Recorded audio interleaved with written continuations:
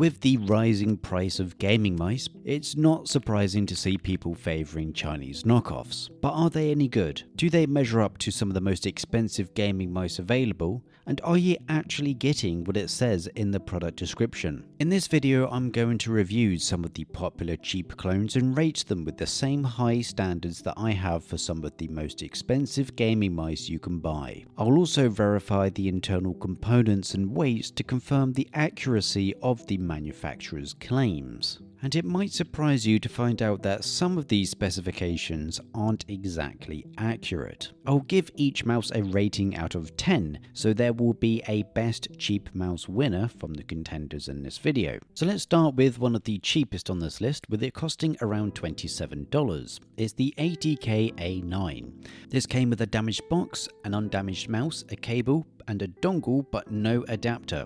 I chose this because it's a Superlight clone. It feels pretty much identical in the hand, however I do find the ATK A9 doesn't sit as tight to my palm. Visually though, it looks identical. In terms of the accuracy of the specifications, the switches are listed as being Huano Blue Glow V2. I'll give them that, they're Huano Blue Shell red dots. I won't mark this down as being incorrect. In terms of the other specifications, mine does have the correct 3395 SE sensor, the 500 mAh battery size is correct, and the weight is listed at 53 grams and mine comes in at around 56.5. If we give the benefit of the doubt with the possible translation mishap of the switches, the product I received matches the specifications listed. For the quality, I am honestly blown away by it, and I think the most impressive part is the button and switches. There's very little pre or post travel, but just enough to make spamming them easy and comfortable. This is the quality I'd expect from some of the best mice out there. This also extends to the side buttons. They have roughly the same shape profile as the Superlights, but the A9s feel slightly more tactile. There is a minor flaw.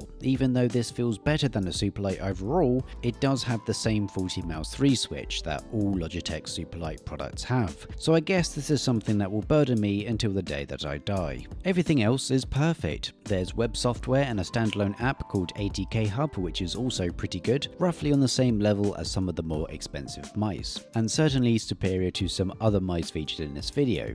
However, there are some parts that are still not translated, mainly the firmware update section. When I've been playing with it, I've experienced no performance related issues at all, which as someone that previously had a negative experience with some of these clones is very surprising. I haven't noticed any performance decrease in comparison to some of the 40,000 DPI plus mice I've been using recently. Overall, I am incredibly impressed with this mouse. I was expecting lower quality buttons and switches overall, and honestly god awful software, but what I got was a very good mouse that is honestly better than its $180 inspiration. I'd give this a 7 out of 10. The drop-in points is because there's no dongle adapter, which I think is a necessity, but also for the faulty mouse 3 switch. I wouldn't forgive such a thing in the Superlight, I won't forgive it here, especially as it's a function that I use a lot. So I'd highly recommend getting this mouse, unless you utilise the mouse 3 switch as often as I do, and also buy a dongle adapter. The next mouse I had very low expectations of is the AJAZZ AP179P? I think. Just like the ATK A9, this mouse also came in a damaged box.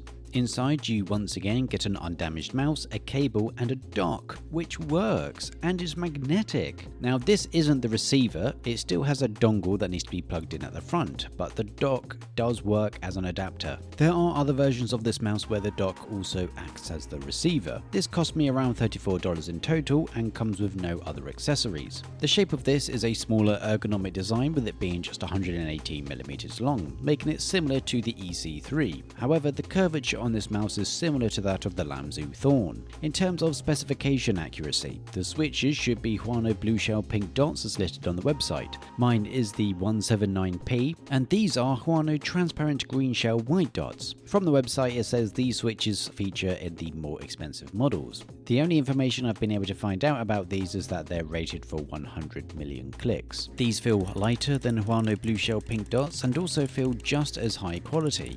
However, they are let down slightly slightly by the buttons, which I'll tell you about after we verify the other specifications. I have the correct 3395 sensor and a 400 mAh battery. In terms of the weight, it's listed as being 56 grams approximately, and mine comes in at 61.8 grams. So a 5 gram weight inaccuracy isn't great, and even though it isn't a massive downgrade, I have received the wrong switches in my product. Anyway, as mentioned, these switches are let down by the main buttons, which do have a bit of looseness to them, as well as a noticeable amount of post travel. So the quality here isn't the best in comparison to the A9 and the other mice we'll be checking out. The scroll wheel also has a bit of looseness and a slight feel of rubbing plastic when using a mouse 3 switch. Finding the software was a bit of a pain, as you do have to do a bit of searching, but the software does what you need it to do, and you can just uninstall it once you've made your preferred changes. It is a standalone app, so won't require an internet connection to use. Overall, this mouse is alright, better than what I expected.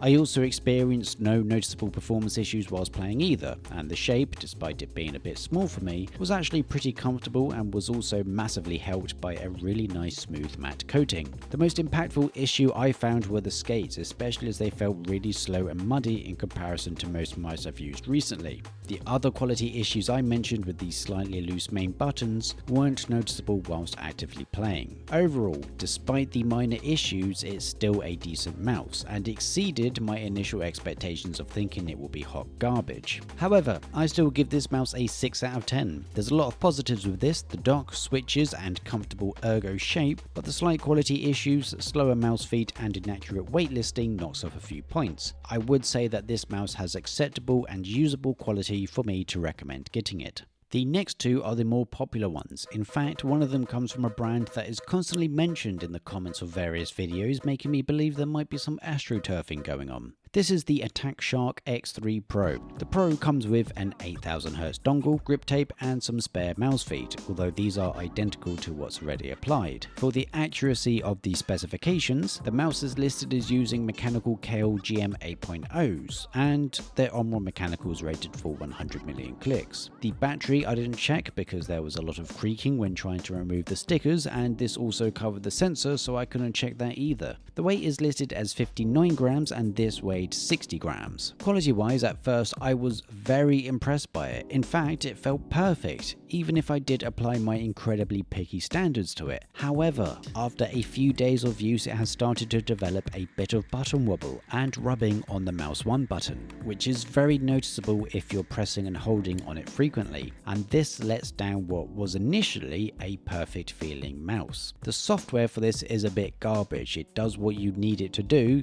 There is a standalone app and a web version available which asks you to download stuff. I did because I have nothing in my life worth losing. The UI is rather poor, and there's also no way to change the amount of DPI profiles. I'm someone that swaps DPIs depending on what game I'm playing, so having to scroll through all of these is a pain. When using this in-game, the performance has been great as expected. However, the quality issues with the mouse 1 button has started to get distracting in more intense gameplay, which is pretty bad. So I'd have to give this a 4 out of 10 for the incorrect switches being featured on the mouse, poor software UI, and the quality of the mouse 1 button degrading after just a few days. Based on my experience, I wouldn't recommend this mouse. There's 2 mice left, and this next one is a very popular one. It's the ATK VXE R1 Pro, which I got for about $35. With this, you get a dongle and adapter, cable, spare mouse feet which are smaller than the ones already applied, and some grip tape. So a decent set of accessories for a rather affordable mouse. For the specifications, it's listed as using Huano Iceberry pink dot switches, which is actually accurate. The sensor model is correct as it's using a 3395. The battery is listed as 250 mAh, which is correct, and the weight is listed at being around 48 grams, with my being around 50 grams.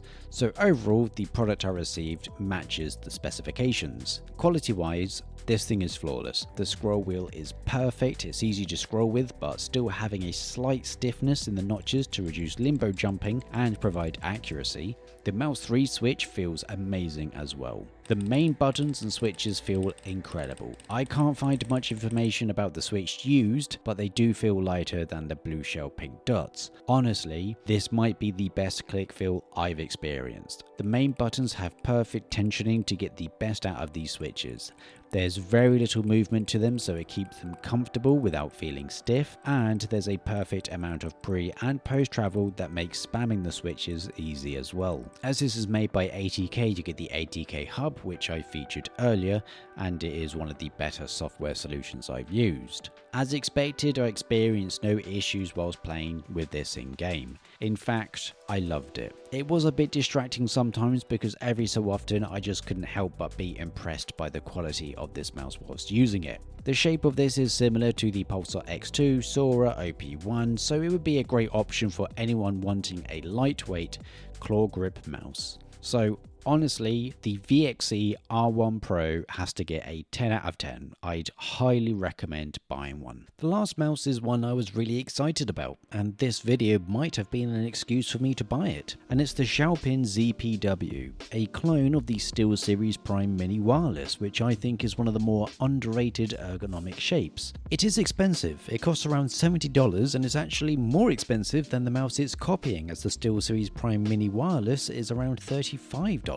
But look at this thing, it looks clean, and you get a load of extras, some dot skates, replacement stock skates, a bag, some grip tape square things, and a mouse. And there's colours to choose from, and they all look pretty sick. And specification wise, this thing is packing, and they're all correct. It has a 3395 sensor, on-run optical switches, a 300mAh battery, and the weight was around 3 grams off its 47-gram listed weight at 50 grams. The quality of it is pretty decent. It feels really nice. A fantastic coating, amazing smooth stock skates, the main buttons and switches feel perfect. It is pretty much flawless. But the scroll wheel is it feels like scrolling through glue, and it means that limbo jumping, or at least getting the wheel caught in between a notch, is really easy. Every time I scrolled with this thing, I deflated like a wet balloon. And the software is rather underwhelming, especially considering the ATK R1 and A9 cost significantly less and had far superior software. Having said that, it does what you need it to do, and it is a standalone app, so you don't need to be connected to the internet to use it. Playing with this for the most part has been great, but then I'd have to use the scroll wheel and I got really sad.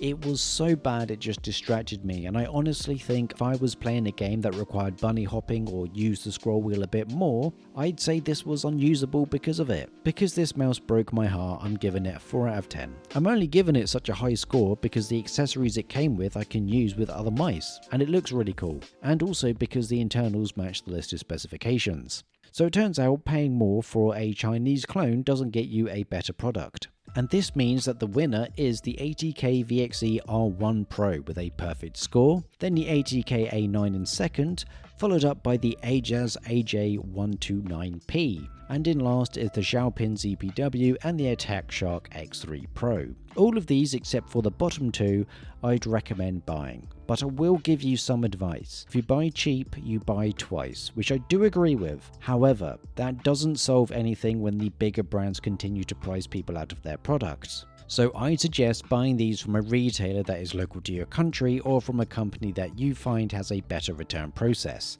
Some of these are on Amazon, so in my experience the return process is rather easy for me to go through to return a poor quality product. You may end up paying a bit more for the product, but it will still be less expensive than most high tier products. To have just 2 mice out of the 5 end up being a bit is honestly surprising. This isn't a result I expected, and I really didn't think that the R1 Pro was going to end up being this good. So much so that I might continue to use it for a bit.